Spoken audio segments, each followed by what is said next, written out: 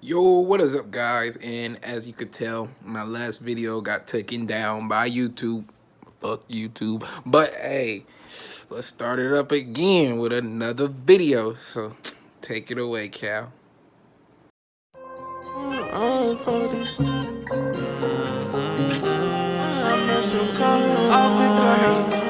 Recap. Today I'm going to explain a horror movie called Moloch. Spoilers ahead, watch out and take care. In a foggy forest is a small house where a young Beatrix feeds a mouse with food scraps inside a walk-in pantry. Suddenly, she hears heavy footsteps from the floor above, followed by screams. Frightened, Beatrix covers her ears until she notices blood dripping from the ceiling. The blood pours down the walls, so Beatrix hides under a shelf and covers her ears again. 30 years later, an adult Beatrix works on her laptop after sleeping with a coworker named Edwin. As she's getting ready to pick up her daughter from school, Beatrix calls her mother, Elske, and learns that she's already driving her daughter, Hannah, home. Beatrix complains as she believes it's risky for her mother to drive, but Elske assures her they're fine. Soon, Beatrix arrives home, and Hannah happily greets her. As she's taking dinner to her father, Roel, Beatrix sees that her father is talking to the police officer, Hans. After the officers leave, Roel tells his daughter that they were asking if they'd seen the bogman, Misha, who's been digging holes nearby. That evening, Misha continues digging a hole but stops when he hears a whisper. Afraid, he turns around and sees a figure approaching him. By morning, the police find him dead. A research team gathers not far from the scene, led by Jonas. When he asks about the crime scene, his assistant, Sonia, explains that the police found the man dead, possibly due to a heart attack. Sonia then takes him to a tent they've set up to observe a mummified corpse they found buried in the soil. That evening, Beatrix wakes up to find her mother seizing in her bed. After calming her down, Beatrix sees Hannah up. As she takes her daughter back to bed, Beatrix sees her window open, so she closes it, only to spot a man standing outside their house. She puts Hannah to bed and checks again, but the man is gone. The following day, Beatrix finds Roel arguing with the research team but can't understand them as they don't speak Dutch. When Jonas checks in on them, she helps translate her father's complaint in English, noting that they saw someone outside their backyard in the middle of the night. They assume the man is part of their team, so Roel threatens the research team from stepping into their property again. Later, Beatrix takes her mother to the doctor, who thinks that Elske's condition might be due to unprocessed trauma, so she suggests undergoing therapy. Elske isn't happy about this, but Beatrix is open to it. When they arrive home, they find Roel showing Hannah the cameras he set up outside the house, which would take photos if it detects movements like a trespasser. At night, Beatrix is recording herself playing the violin when Elske knocks on her door to assure her that she's fine. She knows that her mother just doesn't like the idea of therapy, but Beatrix says okay nonetheless. Wanting to relax, Beatrix goes to the pub where she meets Jonas for drinks. She rants about her mother's habits, including collecting sugar packets from restaurants and serving them to guests. During this, she notices her other co-workers drinking at another table, including Edwin, who awkwardly just nods to her. On the way home, Beatrix recounts how she and her late husband, Neil, used to be in a band, and they brought Hannah along during tours. However, Neil suddenly died of a heart attack, so she ended up back in town. She shares that people in the neighborhood think their family is cursed. Besides her husband dying, her grandmother was also killed when she was young, and the killer was never found. After her death, Roel started drinking while Elske started having her mysterious illness that the doctors still can't figure out. One day, Beatrix helps students prepare for the town's annual celebration, while Edwin directs the stage play. After the practice, Edwin invites her to his apartment again, but she decides to end their relationship.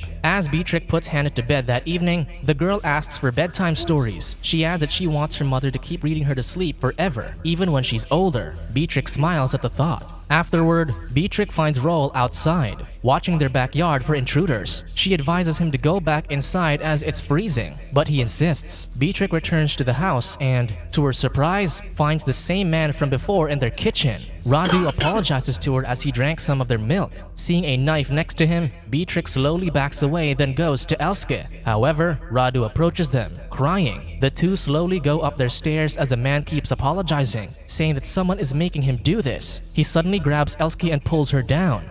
He then wields his knife, but Beatrix slams his hand against the railings to make him let go. Before the women can crawl back up, Radu screams, making them freeze in horror. The sound wakes Hannah, so Beatrix quickly carries her daughter away while Elske takes the knife and threatens the man with it. Radu, however, forces her hands to direct the knife onto herself. Forcing her mouth open, the man pushes the knife inside until Roel hits him over the head. The police soon take Radu away while the family recuperates. The next day, Jonas visits them, and Elske serves him a bowl of sugar packets from different restaurants, like what Beatrix said. He admits that Radu was part of his team, though he'd known him to be non-violent. Remembering her grandmother's death, Beatrix asks Jonas how old Radu is, confirming that he'd been a teenager the day she was killed. Seeing her daughter still frightened about it, Beatrix asks Jonas to talk privately. In her room, she breaks down, so Jonas comforts her. Hearing their daughter's cries, Roel says she is back, so they should leave. But Elske claims he's going crazy again. As she's cleaning up, Elske suddenly collapses, so she's taken to the hospital, where she gets an MRI scan. During the scan, however, Elske presses the panic button, so they take her out immediately. Elske refuses more procedures, and Beatrix agrees since she keeps pressing the panic button before they can get a proper scan. While getting into their car, Beatrix notices one of Jonas' team members, Leonard, heading to the hospital. Curious, Beatrix follows him and finds him and Jonas visiting Radu, who's in intensive care. She sees Radu's son hugging his unconscious body, but the child suddenly turns to Beatrix as if sensing her presence there. Terrified, Beatrix leaves, but the boy follows her into the elevator. There, the boy suddenly repeats a foreign phrase and holds out his hand. Beatrix touches his hand, and the elevator suddenly loses power. While the emergency lights flicker, the boy starts muttering something that echoes. With a gasp, he snaps out of it and looks behind Beatrix. When the woman looks at the reflection in front of her, she sees something wispy behind her. Slowly, Beatrix moves to the side to get a better look and realizes that the wisps are hair strands of a gaunt ghost behind her. Beatrix turns in shock, only for the ghost to disappear and the lights to return. The elevator finally opens, and the boy cries in the corner. Confused, Beatrix simply leaves and returns to her car. Quickly, Beatrix checks a translation app on her phone, discovering that what the boy said means she never died. Before she could process this, Beatrix sees Jonas and Leonard heading to their car, so she goes up to them. She asks if they discovered why Radu attacked them, but Jonas answers that Radu hasn't woken up yet. However, at their camp, the others shared that Radu was digging alone, away from the site. The next day, Beatrix meets with Jonas at the bar, as she requested. From there, she points him to Misha's father, Ton, explaining that her son died after digging something up. She then urges Jonas to tell her what they're researching at the bog, so he shares that they found a woman's mummified body. Hearing this, she moves to speak to Ton, who recounts that his son somehow knew where to dig in the bog, as Misha was the one who first discovered the mummified body. Ton shares that men in his family are always sensitive to supernatural things, but Misha was special. Beatrix asks if someone told him where to dig, so Ton mentions the mythical Helen's Whispers, which talks about the legend of Feka. As they're driving back, Jonas asks who Helen is, so Beatrix shares that she's a story to scare kids from playing in the bog. She hates the story since her father claimed to have heard Helen's whispers near their home. Jonas finds it ridiculous, so she changes the topic and asks about the mummified woman. He refuses to say more to avoid getting her paranoid, but Beatrix points out that Radu attacked her family, so he shouldn't treat her like she's crazy. Jonas defends that her trauma might alter her perception, but Beatrix is offended and abruptly leaves his car. Worried, Jonas follows her, but a drunk Beatrix runs away. She laughs as he chases her, but when he catches up, Beatrix kisses him, and they get intimate on the field. At night, Jonas returns to their camp, and Sonia shows him how the mummified woman's throat was cut vertically. To his surprise, they also found 4 others from the holes that Radu dug up. Sonia notices that Leonard isn't feeling well, so she advises him to rest. Before they leave, Jonas asks Sonia to look up something. Meanwhile, Roel's motion-triggered camera catches something in the dark. In the morning, Roel shows the photos to Hans, insisting that the device wouldn't have taken the photos if there was nothing. However, Hans only sees gray smudges and thinks that Roel has become paranoid after the attack. Roel is convinced that Radu was only listening to someone's commands, but Hans points out that he was rambling just like this after his mother died. The day of the annual celebration arrives, and Beatrix is busy preparing for the kids' performance. Meanwhile, Sonia finally finds the legend of Feka, which is about an evil lord, Walter, and his wife, Helen. The couple lived in wealth while their people struggled with poverty. They had a servant named Feka, whom Walter got pregnant, angering his wife. As Sonia reads the legend, the school performance retells the same story. Helen believed that her husband was under Feka's spell. Thus, the girl was accused of witchcraft and thrown into a dungeon. Feka prayed for help, and the one who listened to her was Moloch, the god of child sacrifice. Moloch promised to help her, but warned that her vengeance would also be her prison. Moloch also demanded her unborn child as payment, and Feka accepted. Thus, she was given Moloch's mark on her forehead.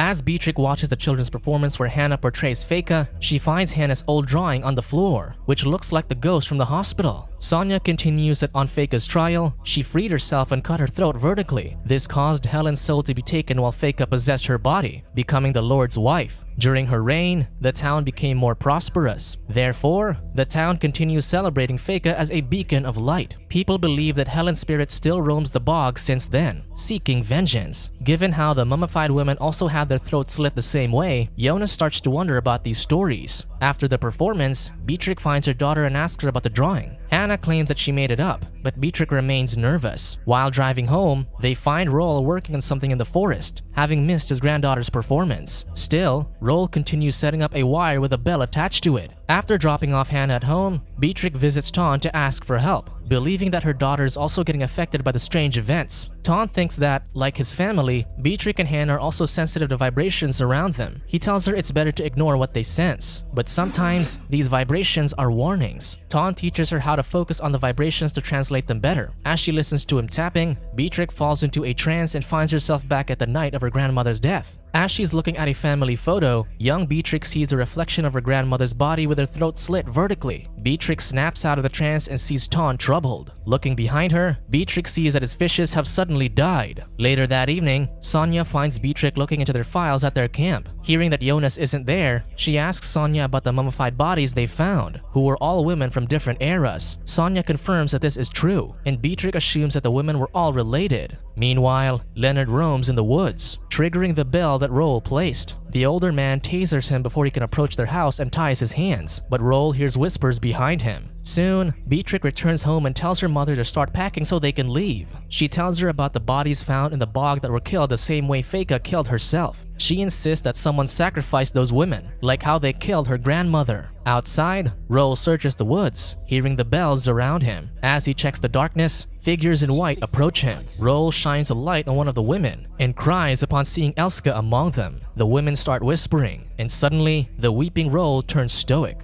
At the town parade, Sonia tells Jonas how Beatrix went to their camp. She shares that Beatrix said her family is in danger, making them wonder if someone is still sacrificing for Moloch. Just then, a group of masked people carries an effigy of Feka through the parade. Worried, Jonas leaves. Later, Beatrix and Elski find her father standing at their door with wide eyes. Afraid, Beatrix shields Hannah as Roel breaks the glass door to unlock it. Quickly, she removes the keys to prevent him from unlocking it, but they remember that the back door is open. While Elska checks the back door, Beatrix hides Hannah in the walk-in pantry. Suddenly, Roel crashes through the front door and grabs his wife. As he's about to stab her, Beatrix stops him but gets knocked down. Losing his knife, Roel chokes Elska instead. He screams, and the women in white around their house scream with him. Finally, Beatrix knocks her father out with a fire poker. When she checks, however, Elska is gone. Beatrix looks for her mother, but soon, Roel wakes up to Beatrix's gasp. He gets up and heads upstairs to see his daughter unconscious. Suddenly, Elska appears and puts a noose around his neck. Struggling through the rope, Roel sees his wife with white eyes just before he slips off the stairs. Meanwhile, Jonas navigates through the woods towards Beatrix's house when his foot gets caught in a bear trap. Soon, people with masks enter the house while Hannah hides. Beatrix wakes up, bound and gagged on the bed. To her surprise, her mother's at the foot of the bed, surrounded by masked people. Elska assures her not to worry, as she picks up a razor and slits her own throat. Beatrix's cries are muffled as she watches her mother bleed out on the floor. Suddenly, the candles around them are snuffed out. A hand grabs the bed, and Feka emerges with her marked forehead. As Feka approaches Beatrix, the woman starts seizing. Eventually, Jonas arrives at the house, limping. He finds Roel's body over the stairs before reaching the bedroom. Passing Elska's body, he wakes Beatrix and frees her from her bindings. Afterward, they get Hannah from the walk-in pantry. Weeks later, Beatrix and Hannah meet Jonas, who offers them to move into his new property's guest house so they can escape their tragic home. However, Beatrix insists on having a stable environment for Hannah, even sharing that she sold her violin in favor of a more stable career. She assures him that they're getting through well, but Jonas believes that she should seek professional help. Despite his worries, Beatrix shrugs them off and repeats that they're fine. She then gets up to leave and advises him that it's sometimes best to leave things be. Before leaving, Beatrix pockets a sugar packet from their table. Noticing this, Jonas realizes something is wrong, but only sadly watches the mother and daughter leave. That evening, Beatrix has Hannah reading a bedtime story instead. During this, the ghost of the real Beatrix watches them, along with the other spirits who fell victim to the curse. However, she can't do anything but watch her daughter with Feka, who is raising Hannah to be her new vessel in the future.